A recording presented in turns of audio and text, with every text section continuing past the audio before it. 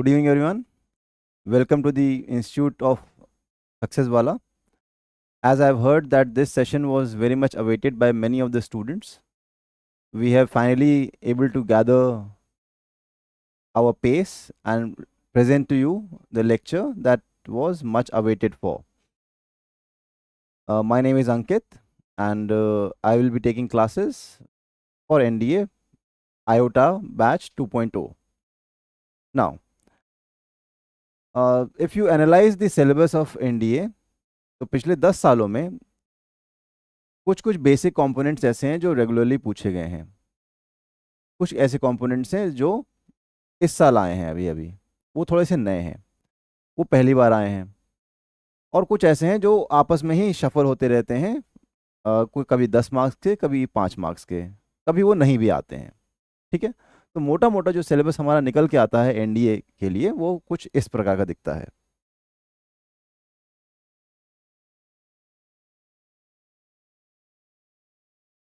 Spotting errors 5 questions 20 marks, will not consider this portion क्योंकि हमको मालूम ही है कि 4 मार्क्स का एक क्वेश्चन होता है, तो इसको छोड़ते हैं अभी के लिए। स्पॉटिंग एरर्स 5 मार्क्स के, कभी कभी 10 मार्क्स के भी आते हैं।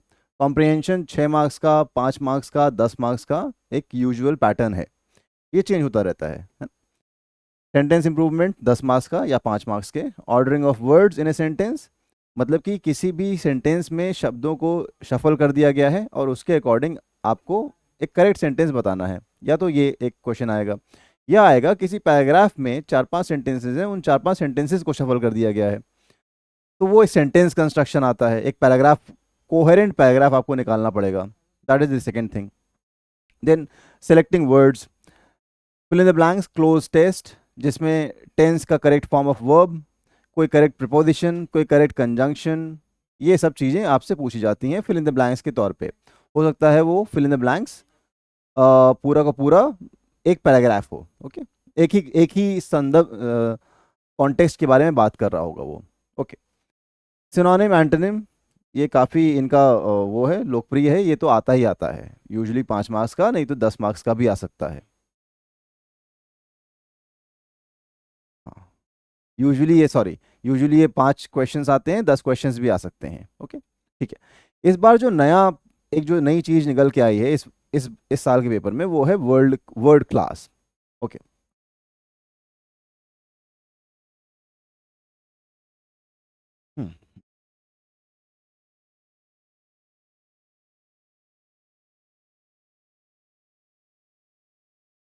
वर्ड क्लास का बेसिक मतलब ये है कि you have to figure out which part of speech does a particular word belong to. कहने का मतलब ये है कि कोई भी शब्द है उसको, वो किस कैटेगरी को बिलोंग करता है, वो क्या नाउन है, प्रोनाउन है, डिटर्मिनर है, पार्टिसिपल है, जेरेंड है, इन्फिनेटिव है, क्या है वो। ये पिछले 10 साल का पेपर अगर एनालाइज करें तो ये पैटर्न पहली बार आया है इस बार, okay. So we are going to discuss something about what word class is and how are we going to handle the questions related to it, okay। now, किसी भी भाषा में कुछ अंग होते हैं जो बहुत ही ज़रूरी होते हैं। वो अंग कभी कभी हम लोग संज्ञा बोलते हैं, सर्वनाम बोलते हैं, विशेषण, क्रिया विशेषण, कंजंक्शन, प्रिपोजिशन, एट्सेट्रा, है ना, द लिस्ट गोज ऑन। हर भाषा में अलग अलग होते हैं। इंग्लिश में प्राइमरली 8 हमारे पास पार्ट्स ऑफ स्पीच हैं जिनको हमको स्टडी करना है। Apart from those 8 part of speech हमारे पास 3 चीज़ें ऐसी और हैं जिनको और हमको पढ़ना पड़ेगा, जैसे कि participles, gerund, infinitive and articles. Articles में बस 3 आर्टिकल्स होते हैं, ए एंड द, तो उसको पकड़ने कोई बहुत बड़ा खेल नहीं है। बट जो बाकी के 8-9 कैटेगरीज हैं उसमें हमको पकड़ बनाना थोड़ा सा ट्रिकी हो सकता है, ओके। तो let's start with the very first thing, that is nouns, okay.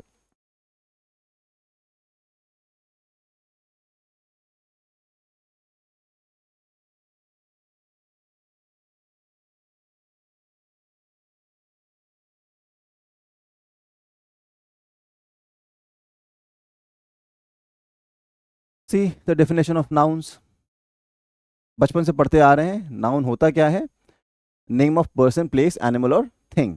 It can also be an idea, कोई फीलिंग, एक फीलिंग अगर है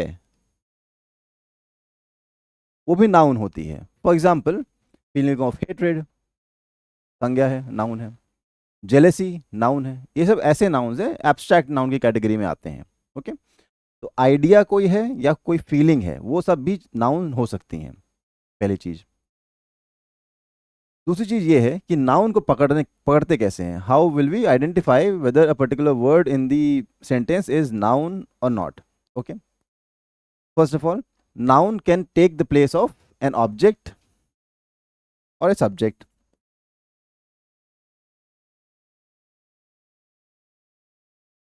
जितने भी नाउन्स हैं वो या तो सब्जेक्ट की कैटेगरी में आते हैं, मतलब कि सेंटेंस में मुख्य बात इनके बारे में की जा रही होगी, या सेकंड, ऑब्जेक्ट की कैटेगरी में आते हैं जिनके ऊपर एक्शन का प्रभाव पड़ रहा होगा।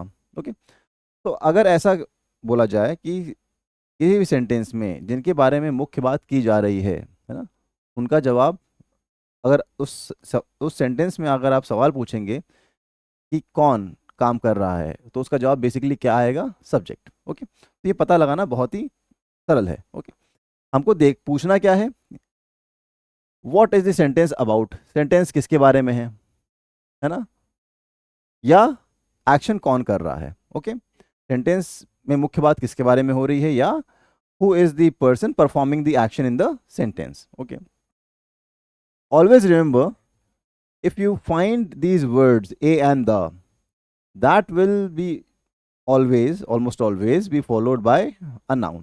Okay, तो ये सब हमारे लिए मार्कर्स हैं कि नाउन को हम पकड़ते कैसे हैं। Okay, the dog chased the ball. Now the dog is also a noun and the ball is also a noun. Okay, common noun both are. ठीक है, the easiest method is to ask who is doing the action. उस sentence में जो भी action है वो action कर कौन रहा है। अगर ये हमको पता चल गया तो हमको पता चल जाएगा कि वो जो भी जवाब आया है वो नाउन है कि नहीं है। ओके, ठीक है।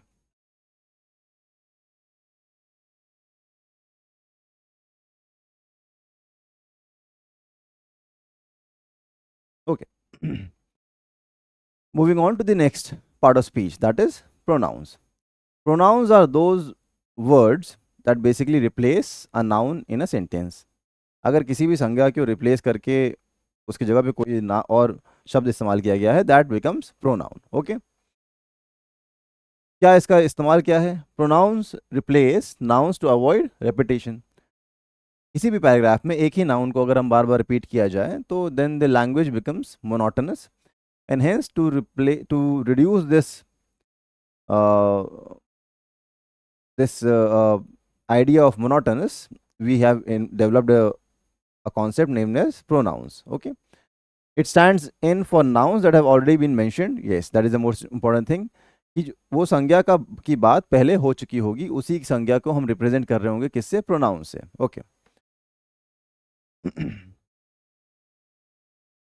बहुत ही कॉमन से शब्द हैं जैसे कि he, she, it, they, this, that, which stand for nouns. Okay, she, in this sentence, she loves to read because it relaxes her. It is also a noun, sorry, pronoun.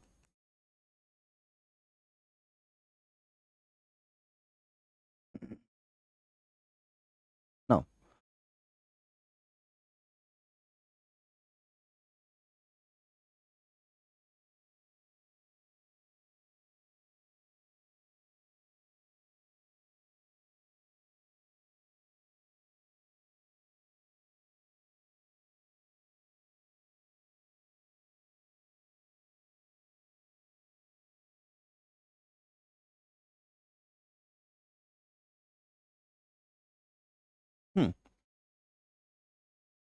as we go along, we'll try to understand a few concepts that are not part of basic rules. Okay, that are basically outliers, जो हमारे rule की category में नहीं आते हैं, अपवाद है कहीं ना कहीं वो, या थोड़ा भिन्न है जो बेसिक रूल्स हैं।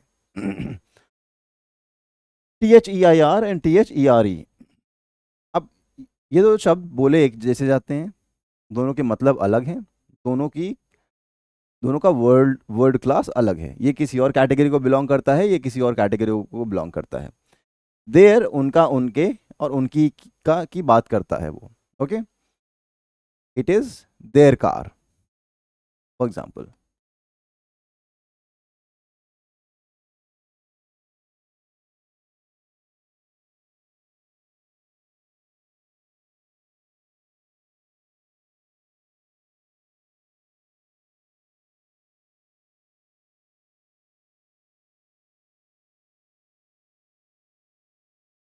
Okay, if a sentence like this comes in the exam, it is their car which is parked there. Just a minute.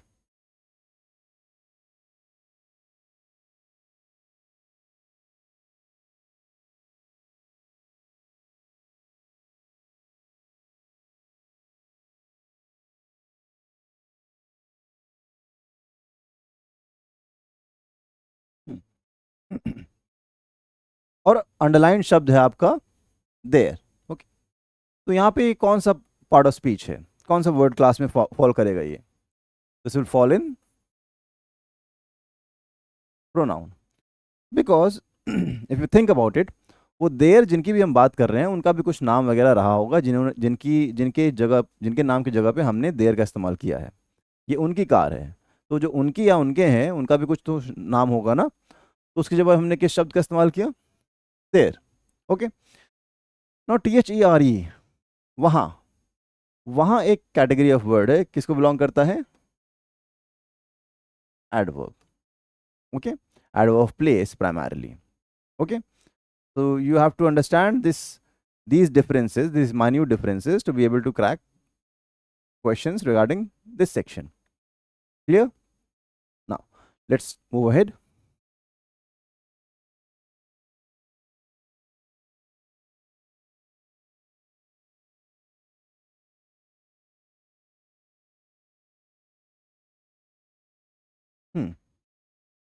Verbs. Almost always the easiest words to find in a sentence. If a sentence is incomplete if we do not have verbs in it. Okay, क्रिया एक basic सा इसका हिंदी में शब्द है. Okay, but क्रिया के अलावा और भी चीज़ें इसमें सीखने वाली हैं. क्या काम करता है? वर्ब्स एक्सप्रेस एक्शंस और states of being. States of being को समझते हैं, एक्शन तो समझ में आता है. स्टेट ऑफ बीइंग, एक्शन का मतलब है क्रिया का होना. मेरा पढ़ाना, आपका सुनना, आपका वीडियो देखना, मेरा डिजिटल पेन से इस पे लिखना, डिजिटल बोर्ड पे लिखना, ये सब क्रिया है. ये सब क्रिया है. सेकेंड पॉइंट जो है, स्टेट्स ऑफ बीइंग. बेसिकली इसका मतलब ये है कि किसी भी चीज की, या नाउन हो या प्रोनाउन हो, उसकी अवस्था बताना. तो क्रिया ये भी काम करता है. Actions are a given for verbs.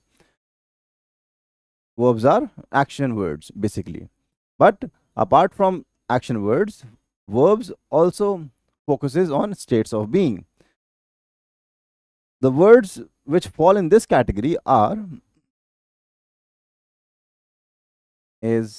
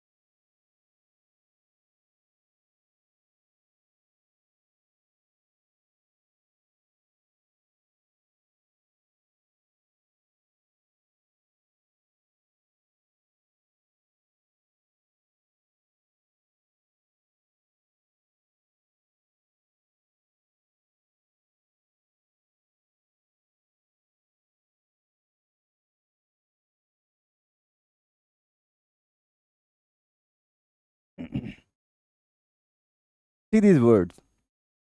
इसमें से सारे शब्द जितने भी हैं वो हमको कहीं ना कहीं पे ये बताते हैं कि किसी की अवस्था कैसी है. फॉर एग्जाम्पल, अगर इस वाले शब्द को देखें, अगर मुझे बताना हो कि मेरी तबीयत खराब है, तो आई एम इल या आई एम सिक. ओके, तो या ही इज इल या she is ill.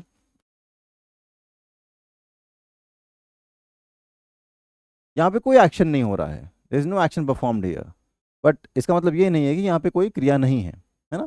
If a sentence comes like this, जहाँ पे इज अंडरलाइंड है, इज बेसिकली क्या काम कर रहा है, वो ही की स्थिति बता रहा है, वो कैसा है, ही इज इल, उसकी तबीयत खराब है। ओके, यहाँ पे दो there is no action, but it does not mean we don't have any verb, we have a verb and that is. तो बेसिकली जितने भी हेल्पिंग वर्ब्स हैं वो हमारे क्रिया के तौर पे काम करते हैं, वो मुख्य क्रिया के तौर पे भी काम कर सकते हैं। कि क्या बताने के लिए, स्टेट्स ऑफ बीइंग बताने के लिए, दिस पार्ट। ओके, ठीक है, moving ahead from this topic. Okay, one more thing, verbs की कैटेगरीज बहुत हैं। ओके, हमारे जो मॉडल्स होते हैं, अगर आपने इसका नाम सुना है ना,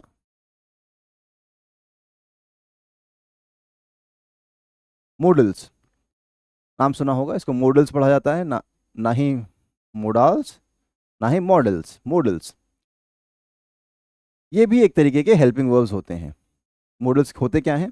models are words that relate to possibility, impossibility, probability, improbability. It can connote any suggestion, request, and order as well, है ना, a recommendation, etc. The words are very common. For example, could, can, will, shall, should, must, ought to, need.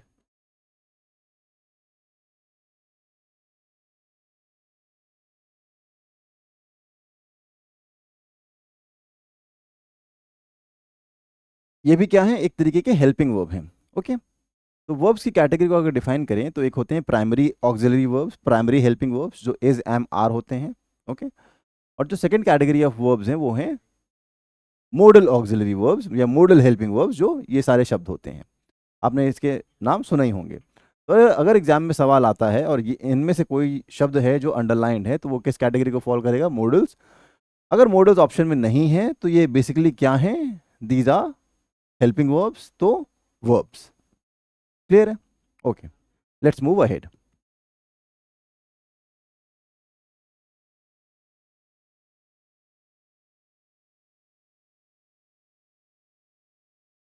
Okay, one more thing apart from the syllabus in the video, increasingly अगर आप paper को analyse करें तो आपको पता चलेगा कि क्योंकि पेपर यूपीएससी बनाता है, वो चाहता है कि उनके जो भी कैंडिडेट्स हों वो इस तरीके से सिलेक्ट होके आए उनको कि उनके जनरल अवेयरनेस उनका थोड़ा सा सही हो। आप देखेंगे जो भी सेंटेंसेस पूछता है यूपीएससी एनडीए में या सीडीएस में, जो भी कॉम्प्रहेंशन पूछता है, और ये इसका इसका रेट बढ़ता जा रहा है साल दर साल, वो वैसे कॉम्प्रहेंशन या वैसे सेंटेंसेस होते हैं जो करंट कॉन्टेक्स्ट में बहुत ज़्यादा पाए जाते हैं। For example, climate change, green energy, deforestation, okay, writes about women. तो ऐसे कॉन्सेप्ट्स की स्टडी अगर आप करते रहते हैं तो ये अ, ये एग्ज़ाम निकालना थोड़ा सा आसान हो जाएगा, और खासकर इंग्लिश का सेक्शन। अगर आप खुद भी थोड़ा सा एफर्ट डाल रहे हैं टू रीड एनी न्यूज़पेपर, तो ये सारे जो क्वेश्चंस हैं वो काफ़ी आपके लिए रूबरू हो जाएंगे आप इसके भाषा से। तो अगर भाषा से रूबरू हो गए तो सवाल करने में आसानी होगी। ओके, तो try, my my point is try to read as much as possible, और रीडिंग ऐसी करिए जो करंट अफेयर से रिलेटेड हो, ऐसा टॉपिक जो बहुत ही हॉट टॉपिक में से हो, वैसे टॉपिक्स को स्टडी करिए। ओके, तो जो आपको क्वेश्चन पेपर का एनालिसिस होगा तो काफ़ी वो आसान हो जाएगा, और वो एनालिसिस अगर आसान हो गया तो अटेम्प्ट करना आसान हो जाएगा और मार्क्स में बढ़ोतरी हो सकती है। Okay, now moving ahead. इसी बार के पेपर में एक सवाल आया है, I read out the question.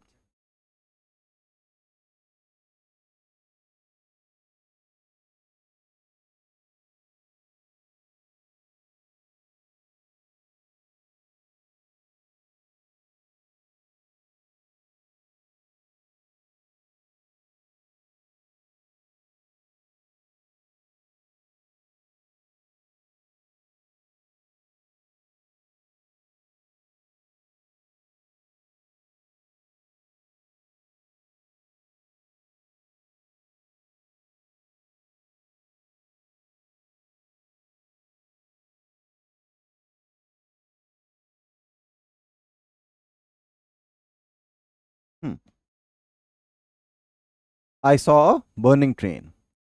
तो अगर मैं प्रोनाउन इसमें हम लोग ढूंढने की कोशिश करें तो बहुत साफ है, आई है, उसके बाद क्रिया है सॉ। सॉ कहाँ से आया है? टी से बना है। और is the article. Now burning train, burning was the part, if suppose burning is the part that is underlined.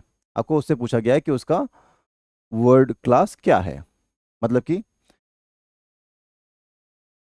ये क्या एडवर्ब है, क्योंकि बर्निंग है वर्ब की आईएनजी फॉर्म है, ये क्या क्रिया है, और दिस इज नाउन, और participle. Okay, this is a question and these are your options. क्या सही हो सकता है ऑप्शन इसमें? Adverb, we have not yet covered adverb, लेकिन एडवर्ब बेसिकली होते हैं जो क्रिया की विशेषता बताते हैं, है ना, क्रिया के बारे में बता रहे होते हैं। वर्ब इज एक्शन, लग तो रहा है कि ये वर्ब होना चाहिए क्योंकि बर्न से बर्निंग हो गया, वर्ब की आईएनजी फॉर्म प्रेजेंट पार्टिसिपल शायद। ओके, नाउन, नाउन तो ट्रेन है, train is the noun, burning तो नाउन हो नहीं सकता है, या पार्टिसिपल है? The correct answer is participle. Okay, now let us understand what a participle is and how can they function in a sentence. Okay,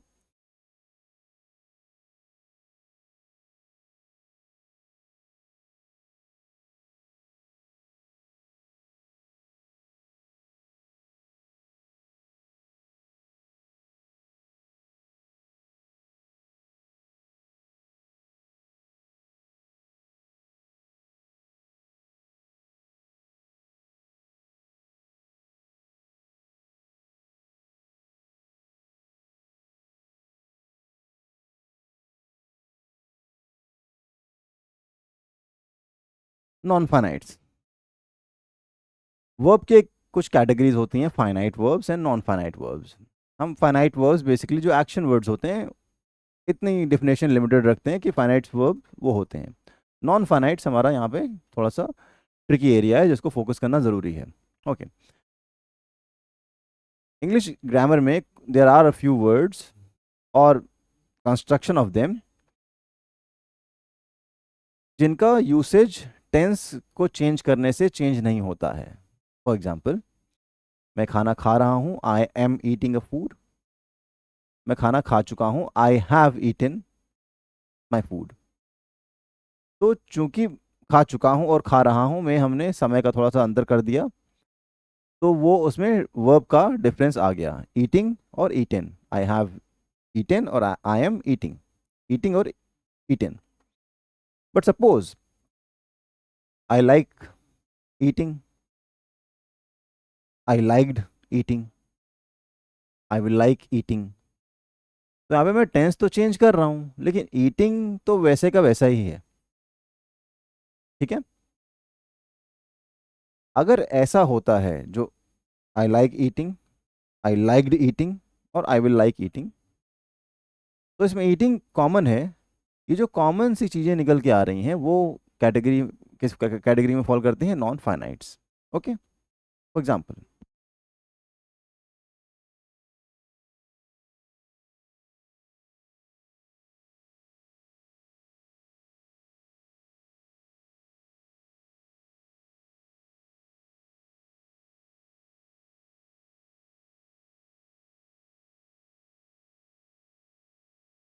he at a बर्nt toast, उसने जला हुआ टोस्ट खाया।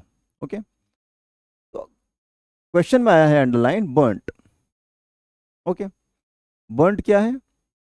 बर्nt को अगर हम ध्यान दें तो बर्nt क्या है? टोस्ट है, टोस्ट की विशेषता बता रहा है बर्nt। ओके, तो अगर ऐसा है, विशेषता बता रहा है, तो क्या होना चाहिए? ये एडजेक्टिव। ठीक है ना, ये शब्द विशेषण के रूप में काम कर रहा है, लेकिन ये एक्चुअली में है क्या, इसको समझते हैं।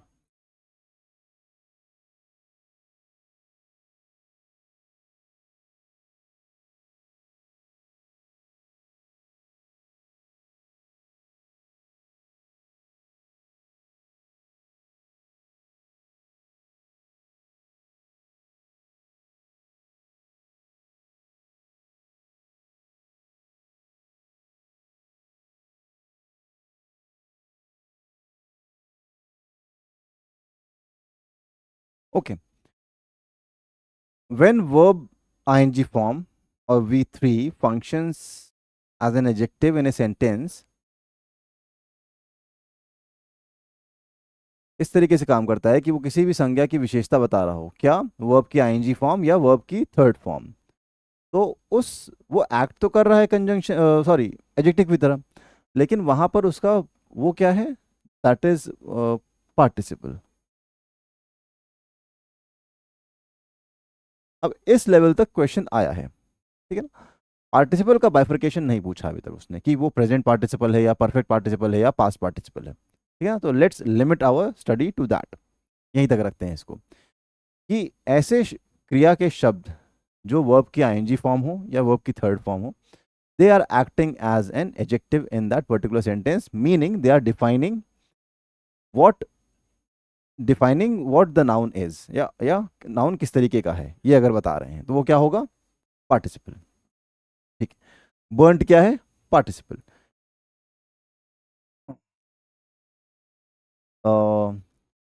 I saw a running cow. Okay, I saw a running cow. तो काउ के बारे में विशेषता क्या बता रही है, रनिंग। कैसी काउ थी, दौड़ती हुई काउ थी। तो रनिंग क्या हो गई, रनिंग को अगर हम उसके स्ट्रक्चर के रूप में देखें तो वो वर्ब की आईएनजी फॉर्म है, लेकिन सेंटेंस में उसका सिंटैक्स क्या है, किस तरीके से काम कर रहा है, वो क्या है उसका, एडजेक्टिव। तो वर्ब की ING form acting as an adjective becomes participle. Clear है, okay. Now moving ahead, this was the first non finite, that is participle. Okay, अब प्रेजेंट क्या है, पास्ट क्या है, उसमें नहीं जाते हैं, है ना, that will detail the our topic. Moving to the second non finite.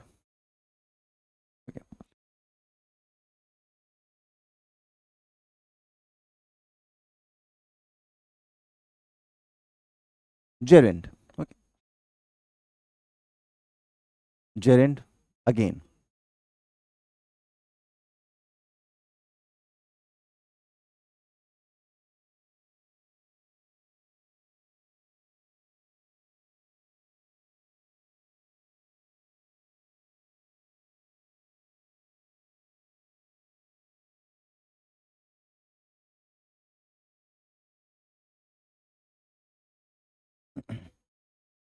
What is gerund, इसको जेरेंड पढ़ते हैं।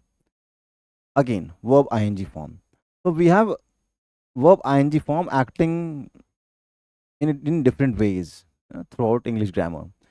We have verb ing form where it is genuinely acting as a verb, को क्रिया बता रहा है, कोई एक्शन हो रहा है या हो रहा था या हो रहा होगा, वहाँ पे वो क्रिया है, वर्ब है वो, simple.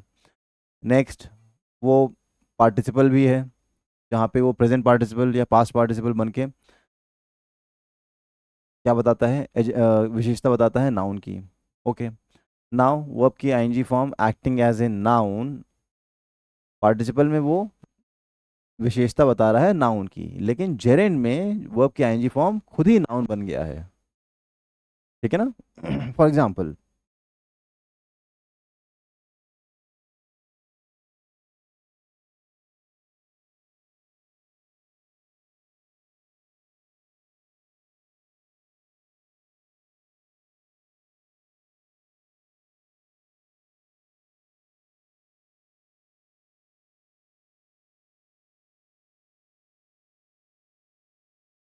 Parenting is a tricky business. Parenting का मतलब है पालन पोषण कैसे करना है किसी भी चीज का, है ना, अपने बच्चों का या किसी और चीज का जिसको आप बहुत पसंद करते हैं। ओके, पेरेंट से बन गया parenting. Okay, parenting is ING form of verb.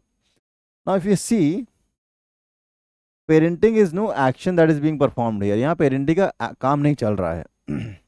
बताया क्या जा रहा है कि पेरेंटिंग का काम जो भी होता है वो एक ट्रिकी बिजनेस होता है।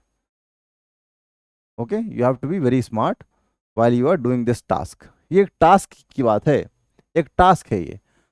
तो जो टास्क होगा वो भी तो एक नाउन ही होगा, संज्ञा ही तो होगा। For example, I like swimming. I like swimming में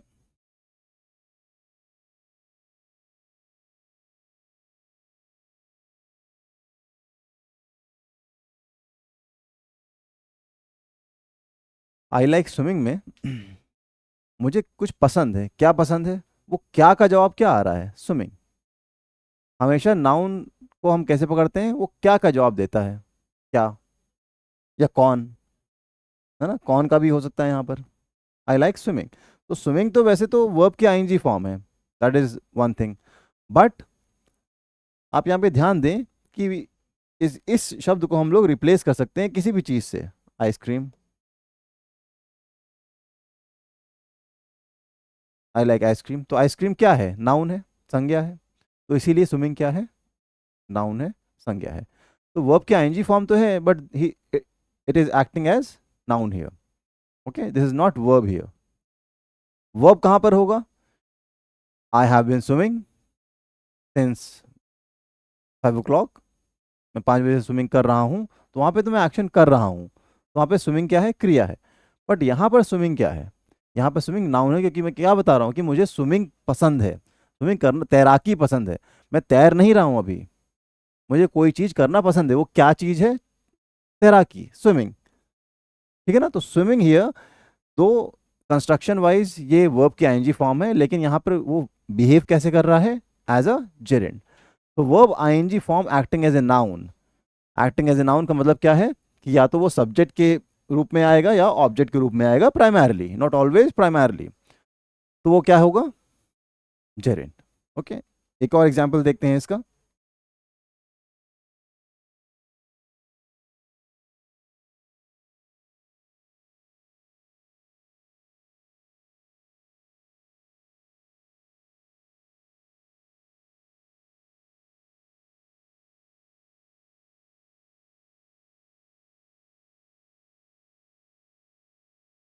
हम्म, exercising keeps me fit, I was exercising. एक और सेंटेंस देख लेते हैं।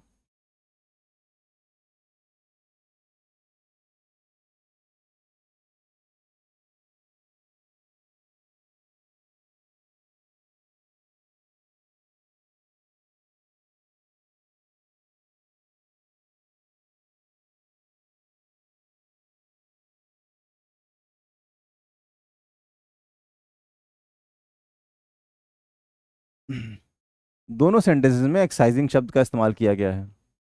पहले में एक्सरसाइजिंग क्या है, दोनों का स्ट्रक्चर सेम है, exercising verb ING form. But here in the first sentence, exercising keeps me fit, what keeps me fit, exercising. तो व्हाट का जवाब जो आता है वो बेसिकली क्या होता है, नाउन। ओके, बट यहाँ क्या ये नाउन हो सकता है, यहाँ तो एक वर्ब फ्रेज का पार्ट है, ये हैज बीन एक्सरसाइजिंग। ठीक है, तो ये है क्या, एक्सरसाइजिंग यहाँ पर क्या है, वर्ब है। लेकिन यहाँ पे क्या था, नाउन था, क्योंकि यहाँ पर सब्जेक्ट है, ये यहाँ पे सब्जेक्ट नहीं है, यहाँ पे क्रिया की बात हो रही है। क्लियर है, तो make this distinction pretty clear, है ना।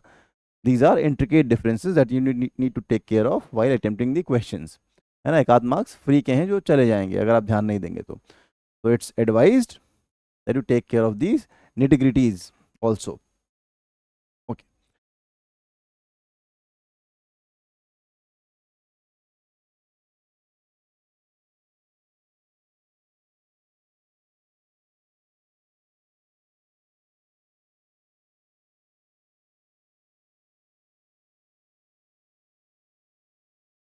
नहीं नहीं होगा। हाँ हाँ हाँ हाँ हाँ हाँ,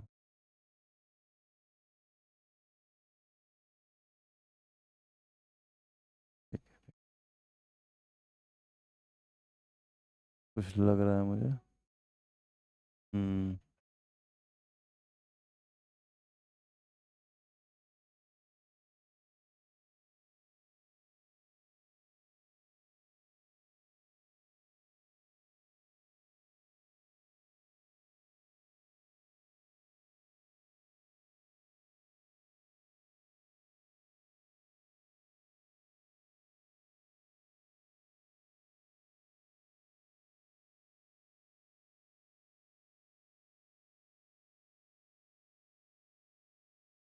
okay.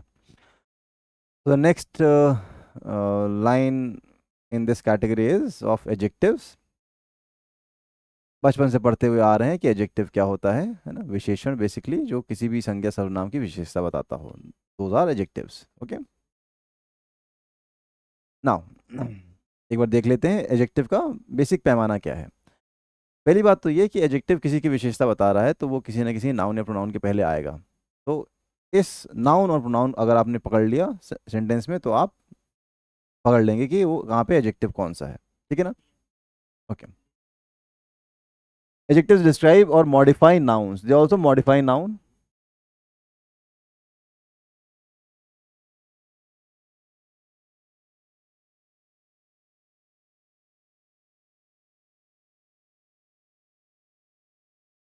They also modify nouns and pronouns. Noun है तो प्रोनाउन हो ही जाएगा, that is a given. Okay. क्या करते हैं, या तो डिस्क्राइब करते हैं या मॉडिफाई करते हैं नाउन को या प्रोनाउन को, एडजेक्टिव्स। ठीक है।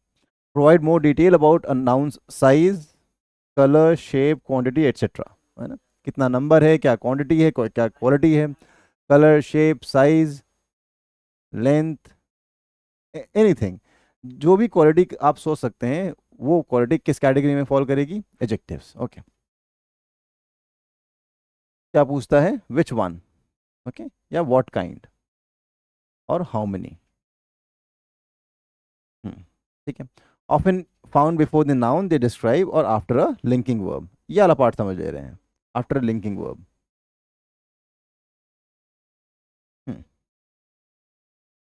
इन the starting we discussed sentence, जहां पर एक क्रिया क्या काम कर रही थी, स्टेट ऑफ बीइंग बता रही थी। मतलब this is a strong table, I am sick, I am ill. Okay. तो यहाँ पे इज क्या है, वर्ब है। ठीक है ना, वर्ब है वो। लेकिन इल क्या है, इल क्या ऑब्जेक्ट हो जाएगा, ऑब्जेक्ट होने का मतलब क्या वो नाउन हो जाएगा, नहीं। इल क्या है, एक अवस्था बता रहा है, ये कैसी है, कैसी तबीयत है, इल है, सिक है, बीमार है। तो बीमार क्या हुआ, एक एडजेक्टिव ही तो हुआ। तो ये जो हमारा ये पार्ट है यहाँ पर,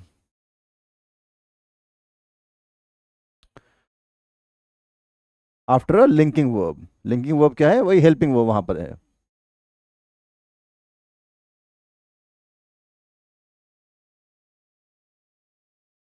ही इज इल, तो इल यहां पर इज एडजेक्टिव, किसकी विशेषता बता रहा है ये, ही की। और इज क्या है यहाँ पर, लिंकिंग वर्ब है, बेसिकली वर्ब है यहाँ पर इज। ठीक है ना? ओके।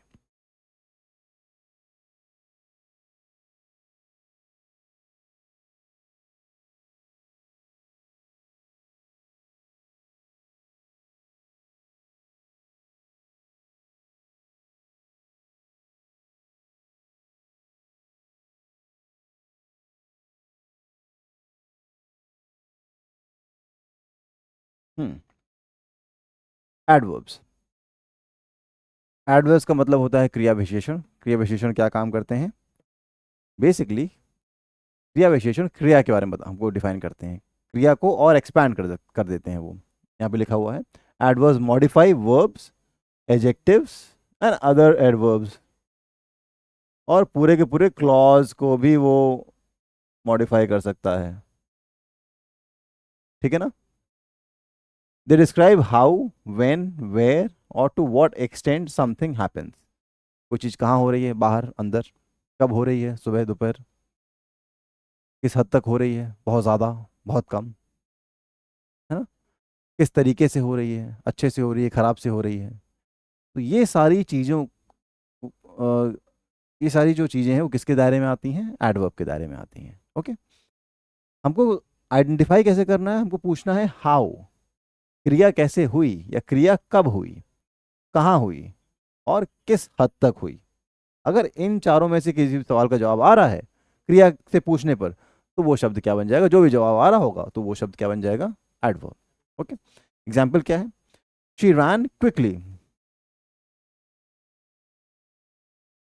भागी, कैसे भागी वो, हाउ, हाउ का क्वेश्चन, हाउ का आंसर क्या होगा यहाँ पर, क्विकली। ठीक है ना?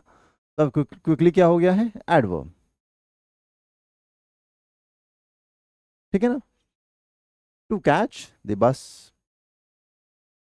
ओके, बस क्या हो गया यहाँ पे, नाउन हो गया, और she is pronoun, ran is verb, quickly is adverb.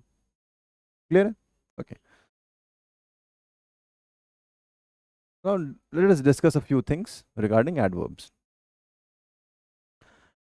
Adverb and prepositions में let's do prepositions first, तो और क्लियर हो जाएंगी चीजें.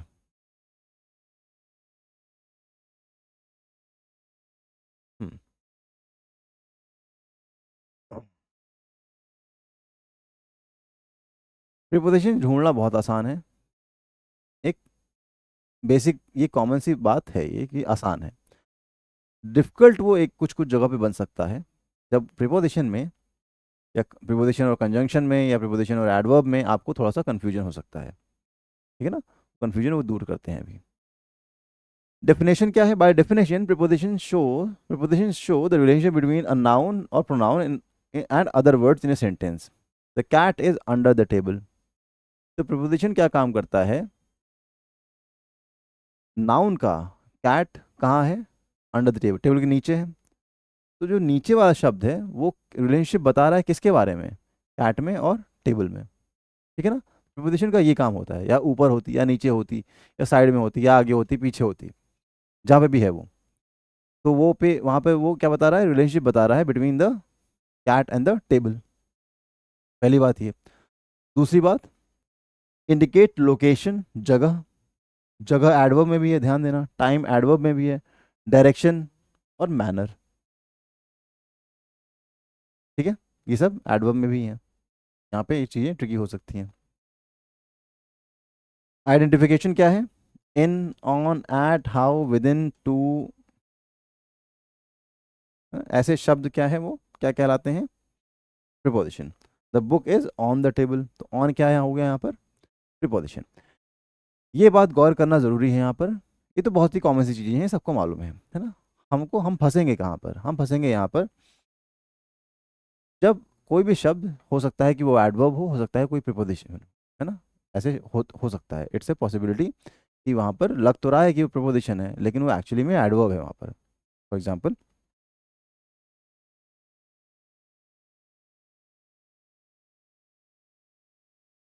एक चीज़ ध्यान दें, अगर हम जितने भी प्रीपोजिशंस होते हैं वो उनके आगे कोई ना कोई एक ऑब्जेक्ट आता है प्राइमरली. हमेशा नहीं, ये एक रूल है, लेकिन इसके एक्सेप्शंस भी हैं. लेकिन रूल क्या है कि प्रीपोजिशन का एक ऑब्जेक्ट होता ही होता है. वो ऑब्जेक्ट क्या होता है? बेसिकली नाउन है या प्रोनाउन. नाउन होता है या प्रोनाउन भी हो सकता है. ठीक है. अगर आप एडवर्ब के पास कोई ऑब्जेक्ट नहीं होता है, एडवर्ब क्रिया के बारे में बता रहा होता है, कब कहाँ कैसे किस तरीके से किस हद तक. लेकिन प्रीपोजिशन के बाद एक ऑब्जेक्ट होना ज़रूरी है प्राइमरली, नॉट ऑलवेज प्राइमरली. तो अगर आपको ऑब्जेक्ट दिख रहा है किसी कंजंक्शन प्रीपोजिशन के बाद तो वहाँ पर वो प्रीपोजिशन होगा. लेकिन अगर ऑब्जेक्ट नहीं दिख रहा है तो वहाँ पर वो क्या हो जाएगा? एडवर्ब हो जाएगा. फॉर एग्जाम्पल देखते हैं.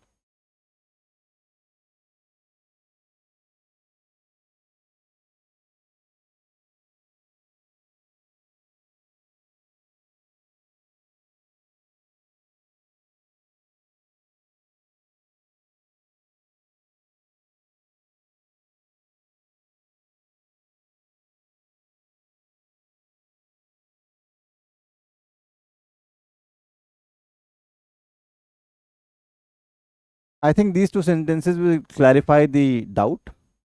इन द फर्स्ट सेंटेंस अगर आप देखें तो इन के बाद कोई भी ऑब्जेक्ट नहीं है. लेकिन in the second sentence we see that in is being followed by an object that is the house. क्या तुम्हारे पिता अंदर हैं? पहला सवाल ये कह रहा है. क्या तुम्हारे पिता घर के अंदर हैं? दूसरा सवाल ये कह रहा है. तो जहाँ पर आपको ऑब्जेक्ट मिल रहा है घर के अंदर, किसके अंदर? घर के अंदर. तो घर एक ऑब्जेक्ट है. जहाँ पे आपको ऑब्जेक्ट मिल रहा है वहाँ पर इन क्या हो जाएगा? एक प्रीपोजिशन हो जाएगा. लेकिन जहाँ पे ऑब्जेक्ट नहीं मिल रहा है, यहाँ ऊपर वाले में बहुत बच्चे गलती करेंगे कि इन है तो प्रीपोजिशन होना चाहिए. कॉमन सी बात है ना. ये कॉमन है, ज़्यादातर ये चीज़ें कॉमन होती हैं. लेकिन हम फंसेंगे कहाँ पर? जहाँ पे चीज़ें अनकॉमन हो जाएंगी. तो हमको ध्यान दे के चलना है थोड़ा सा. यहाँ फर्स्ट वाले सेंटेंस में we don't have any object, and because we don't have any object, this will not be a preposition, this will be a what? Adverb. Adverb होगा. और adverb की कैटेगरी में क्या होगा? ये adverb of place. ठीक है ना. घर के अंदर और अंदर. ठीक है ना. किसके अंदर? We don't know. अगर यहीं पे इसके आगे ऑब्जेक्ट होता कोई तो शायद ये भी प्रीपोजिशन बन जाता. लेकिन ऑब्जेक्ट नहीं है तो क्या बन रहा है ये एडवर्ब, और उसको स्पेसिफाई करें तो एडवर्ब ऑफ प्लेस। क्लियर है कॉन्सेप्ट? तो look for the object as far as preposition is concerned. You will not find any object if that particular word is an adverb. ठीक है, चलो मूविंग अहेड।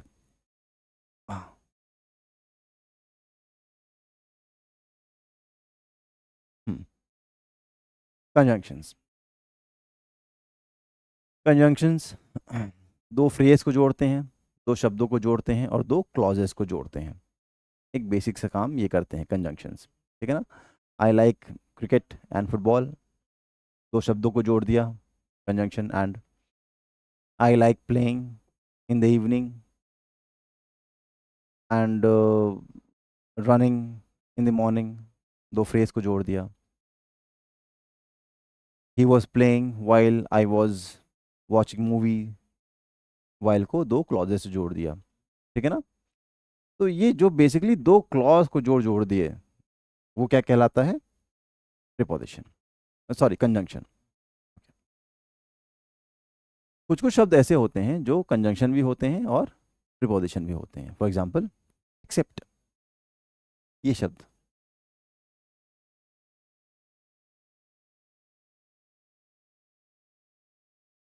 एक्सेप्ट, लिस्ट काफ़ी है ना, लेकिन उनमें से एक शब्द क्या है? Accept.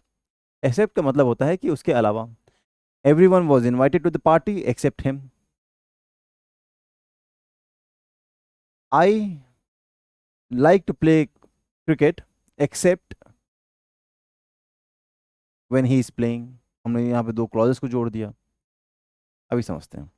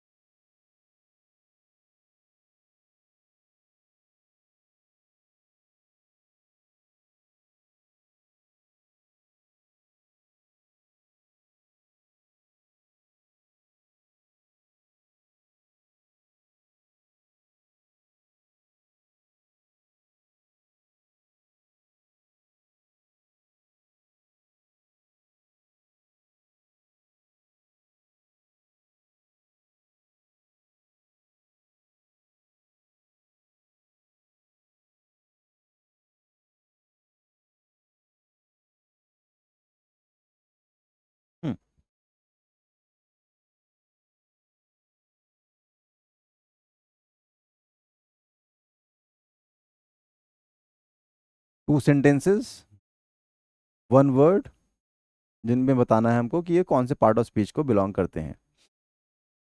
Okay, I like everyone except him. अभी हम लोगों ने प्रिपोजिशन में देखा कि प्रिपोजिशन हमेशा एक किसके द्वारा फॉलो किया जाता है? एक ऑब्जेक्ट के द्वारा। वो ऑब्जेक्ट का मतलब क्या है? वो नाउन हो सकता है या प्रोनाउन हो सकता है, ठीक है ना। यहाँ पे एक प्रोनाउन है और यहाँ पर क्लॉज नहीं आ रहा है। हमारे हमारे पास सिर्फ एक ही क्लॉज है। ये सिंपल सेंटेंस है। आई हो गया सब्जेक्ट, लाइक हो गया वर्ब, और एवरीवन क्या हो गया? ऑब्जेक्ट, ठीक है ना। तो ये एक क्लॉज है। एक क्लॉज में हमारे पास कितने कॉन्स्टिट्यूएंट्स हो सकते हैं? एक सब्जेक्ट होगा और एक वर्ब होगा, इतना तो होगा ही होगा। एक ऑब्जेक्ट हो सकता है, ये ऑप्शनल है, हो भी सकता है, नहीं भी हो सकता है। अगर नहीं भी होगा तो कुछ ना कुछ सेंस बनेगा उस सेंटेंस का, ठीक है ना।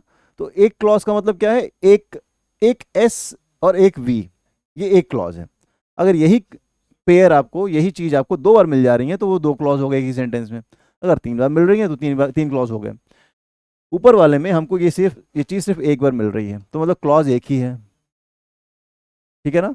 ओके, क्लॉज एक ही है। हमारा सब्जेक्ट ये है और एक्सेप्ट यहाँ पर क्या है? प्रीपोजिशन है। It's not a conjunction here, preposition है, क्योंकि ये किसी भी दो शब्दों को नहीं जोड़ रहा है।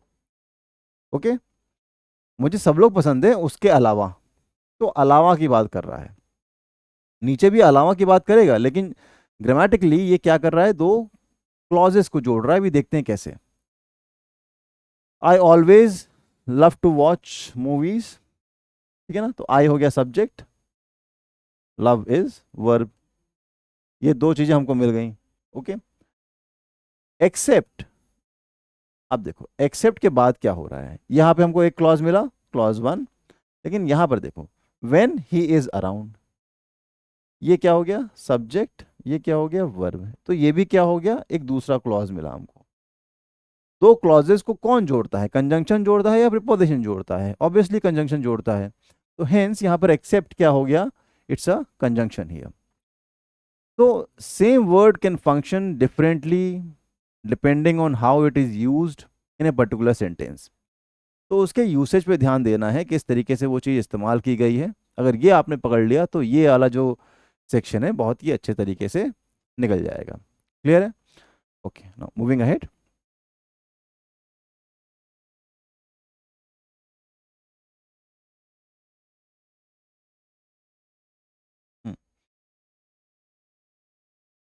ठीक है, हम लोग one of the last parts of speech, that is interjection. ऐसे शब्द जो आपके चोट लगने पे निकलते हैं, आपको कभी दुख होता है तो वो निकलता है, कोई आपने बहुत बुरी खबर सुनी तो जो रिएक्शन निकलता है या कोई शब्द निकलता है, ऐसे शब्द दो को क्या बोला जाता है, interjections. Okay, for example ouch, किसी के हाथ पे अपने पैर पैर रख दिया, आउच, ठीक है ना। और वाओ, बहुत ही अच्छी ब्रिलियंट परफॉर्मेंस, डांस परफॉर्मेंस देखी आपने अपने स्कूल में, तो it was wow, it was a brilliant performance, ठीक है ना। तो ऐसे सारे शब्द, alas,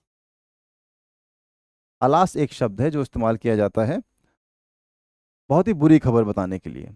okay, alas my father is no more, okay, alas we lost the match. Clear? तो ऐसे शब्द जो क्या बता रहे हैं, स्ट्रॉन्ग इमोशंस और सडन बर्स्ट ऑफ फीलिंग्स। या तो स्ट्रॉन्ग इमोशन कोई निकल के आ रहा है, उस इमोशन में आपने कोई शब्द बोला, ओके, या कोई सडन बर्स्ट ऑफ फीलिंग्स है, अचानक से कुछ हुआ जिसमें आपको कुछ भी फील हुआ, गुस्सा हुआ हुए आप, या बहुत ज़्यादा खुश हो गए, सरप्राइज हो गए, जेलस फील करने लगे, है ना, तो कुछ भी हो सकता है वो। ऐसे शब्दों को क्या समझते हैं हम लोग, इंटरजेक्शन। ओके, ठीक है। These were the primary 8 parts of speech that we need to focus on, but a few things remain. Okay, let's discuss those as well.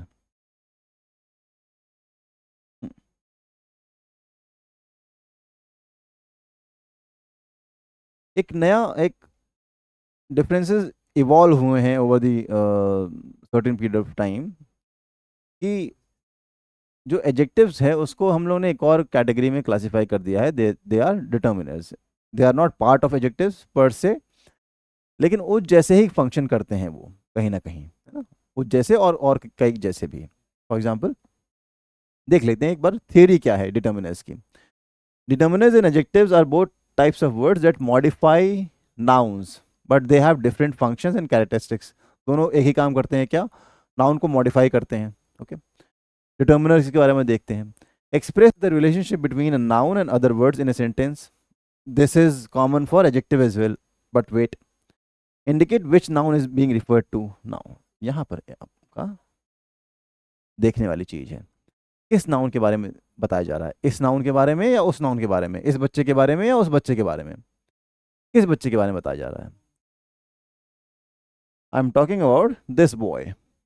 तो अब दिस बॉय जो है, अब हम तो ये समझ सकते हैं कि ये जो बॉय है ये नाउन है, इसके पहले ये दिस आ रहा है, ये होना चाहिए क्या, एडजेक्टिव, ये एडजेक्टिव है। ये बात पूरी तरीके से गलत नहीं है, बट ग्रामर में हम लोग इसको एडजेक्टिव नहीं बोलेंगे, क्या बोलेंगे, डिटर्मिनर है ये, ठीक है ना। डिटरमाइन कर रहा है कि कौन सा लड़का, वो लड़का, या ये लड़का, जो भी है, ठीक है। तो इसी तरीके से एक कैटेगरी निकाली गई है डिटर्मिनर, जिसमें कुछ कुछ चीज़ें आती हैं। लेट्स सी वो सब चीज़ें क्या हैं, क्योंकि चार ऑप्शंस में से एक ऑप्शन डिटर्मिनर भी पूछा जा चुका है, तो मेक श्योर कि आपको समझ में आए कि डिटर्मिनर और एडजेक्टिव में क्या फ़र्क होता है। दोनों संज्ञा के पहले इस्तेमाल किए जाते हैं, संज्ञा या सर्वनाम के पहले इस्तेमाल किए जाते हैं, ये बात तो सही है। डिटर्मिनर, बस ये ध्यान रखो कि डिटर्मिनर क्वालिटी नहीं बताता है, अच्छा बुरा लंबा चौड़ा, ये सब चीज़ें नहीं बताता है डिटर्मिनर। डिटर्मिनर क्या बताता है, कौन सा, इनका, उनका, ओके, कितना, एक, 10, ठीक है। पहला वाला, दूसरा वाला, ये सारी जो चीज़ें होती हैं ये क्या बताते हैं? डिटर्मिनर्स होते हैं ये। एडजेक्टिव्स प्राइमरली क्या बताते हैं? किसी भी नाउन या प्रोनाउन की क्वालिटी। ओके, ये बेसिक फर्क है दोनों में। डिटर्मिनर क्वालिटी नहीं बता रहा है आपको, एडजेक्टिव क्वालिटी बता रहा है। ठीक है, okay.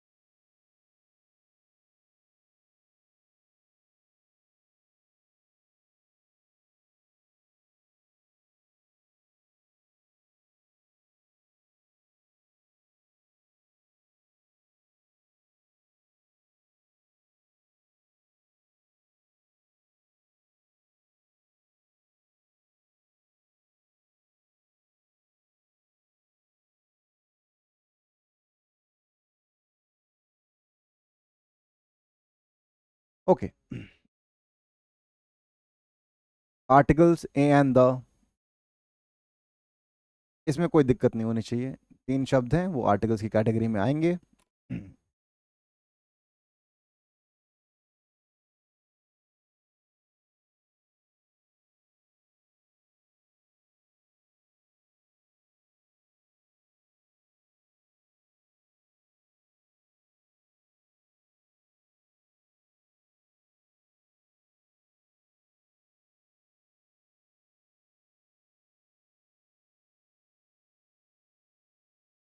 Okay, A and the, three words in the category of articles, that is quite easily understandable. Demonstratives, this, that, these, those, ये वो for singular and these, those for plural. Okay, ये सब हैं तो नाउन के पहले तुरंत आएंगे, but they are functioning as determiners not adjectives. ये क्वालिटी नहीं बता रहे हैं, ये बात ध्यान रखना। पजेसिव्स, पजेसिव का मतलब क्या होता है? पदेशन बताना, पदेशन बताना। ये मेरा सामान है, ये तुम्हारा सामान है, उनका सामान है, उनकी उनके सामान है। his, her, their, its, mine, your.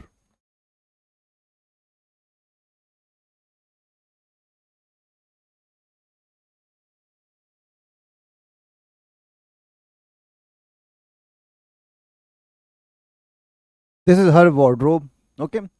So the word her, though it is coming before wardrobe, that is a noun, it is not an adjective here, it is a determiner here. ठीक है ना? तो जो position, ऐसे सारे शब्द जो क्या बता रहे हैं? ओनरशिप बता रहे हैं, वो क्या किस कैटेगरी में फॉल करेंगे? डिटर्मिनर्स। ये डिफरेंस आपको ध्यान में रखना है between adjectives and determiners. Okay, one more thing, determiner में ही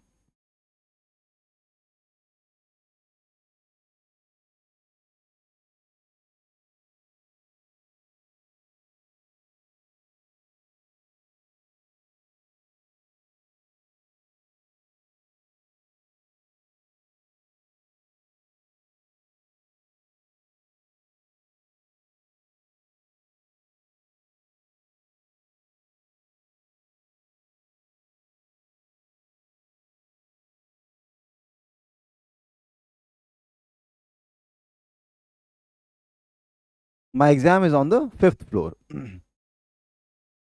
5th फ्लोर, 5th जो कैटेगरी है, ये किस कैटेगरी को बिलोंग कर रहा है? Determiner. 5th, 6th, second, 1, 2, I have 10 apples, तो 10 क्या है? डिटर्मिनर है, डिटरमिन कर रहा है कि कितने एप्पल्स हैं? 10 एप्पल्स हैं। Okay, so this is the part of determiners. So don't get confused between determiners and adjectives, though they are used before nouns. Adjectives on the one hand, they tell the quality of noun or pronoun. Determiner determine what number, what whose possession, this or that the word belongs to. Okay, this is a basic difference between the two. Now,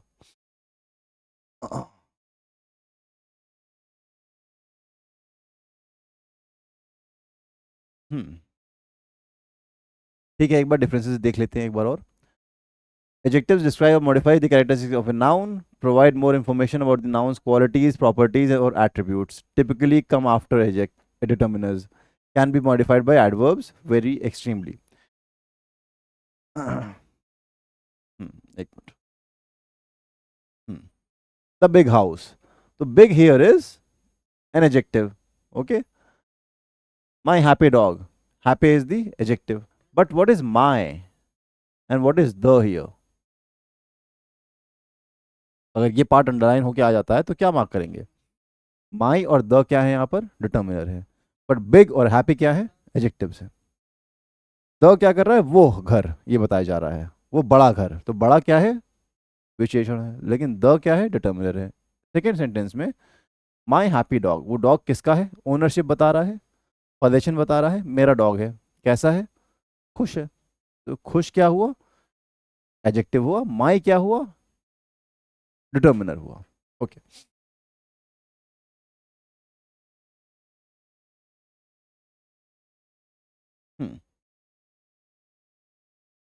ठीक है.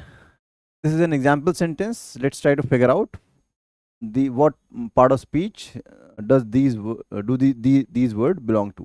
Okay. The is an article or determiner. Quick, brown, fox. Fox हमको मालूम है क्या है? Noun है. ठीक है ना. Quick brown क्या है? Quick भी है और brown भी है. किसके बारे में बताया जा रहा है? Fox के बारे में. तो ये क्या हो गया? Adjective हुआ. जम्प्स, एस लगा हुआ है यहाँ पर, वर्ब है. एस और ई एस जहां भी लग जाए वो क्या है? वर्ब है वो शब्द. ओके. ओवर, ओवर देखते हैं. The quick brown fox jumps over. अगर सेंटेंस यहीं पे खत्म हो जाता तो क्या हमारे पास ओवर के लिए कोई ऑब्जेक्ट है? नहीं. बट यहां पर ऑब्जेक्ट है. लेकिन उस केस में ओवर क्या हो जाता? एडवर्ब हो जाता. ध्यान करो, ये बताया गया था कि एडवर्ब में हमारे पास ऑब्जेक्ट नहीं होता है, लेकिन प्रीपोजिशन में we have an object of preposition. तो यहाँ पर प्रीपोजिशन का एक ऑब्जेक्ट तो लगा हुआ है, तो यहाँ पे क्या हो जाएगा? ये प्रीपोजिशन हो जाएगा.